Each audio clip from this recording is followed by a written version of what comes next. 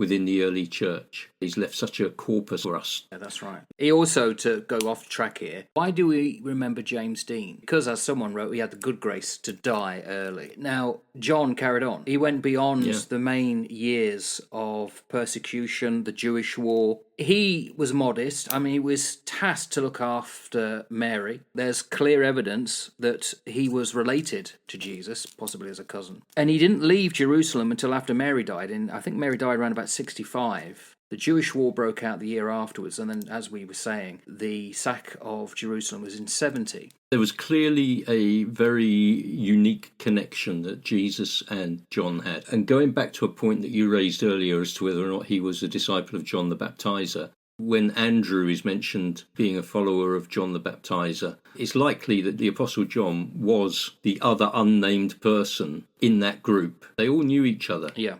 Which is also quite intriguing. We'll probably touch on to that, because out of the 12 disciples, 7 of them are fishermen, probably. Well, it's because of the Sea of Galilee. But they're also the dropouts. They're the ones that have gone into the family trade because they couldn't get selected by a rabbi. Yeah. They'd never heard the call, follow me, which is what the rabbi would call to the ones that he chose to be his disciples. They never heard that call. So they went to work in their family businesses. And so Jesus picked 7 of them that were fishermen. John is a young fella. You mentioned that he was ambitious, and sometimes the way he speaks, we read about it later in Mark, where we will eventually get to it. It's about Mark chapter 9, I think. Jesus rebukes him for rebuking other people, because he says, those other people were doing stuff in your name, Jesus, so I've told them off and blah, blah, blah, blah.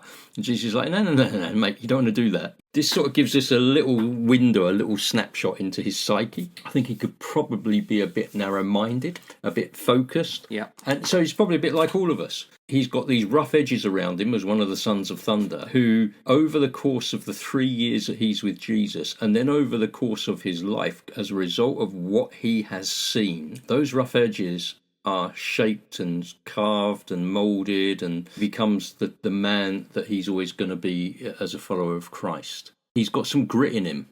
We were talking about the fact that the torture he goes through, to survive being boiled, takes a lot, doesn't it?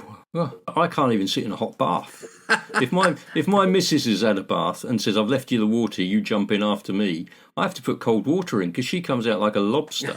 And I'm like, way too hot. Boiled alive in oil. I mean, what's all that about? I mean, that was a tradition specifically of the early church, and it was Tertullian who describes it, doesn't it? That he was thrown into a vat of boiling oil. Do we know how true that it is? Because he ended up going to Patmos and writing. Yeah, I mean, it's like all of these traditions. They come from somewhere, and so there may well be truth in it.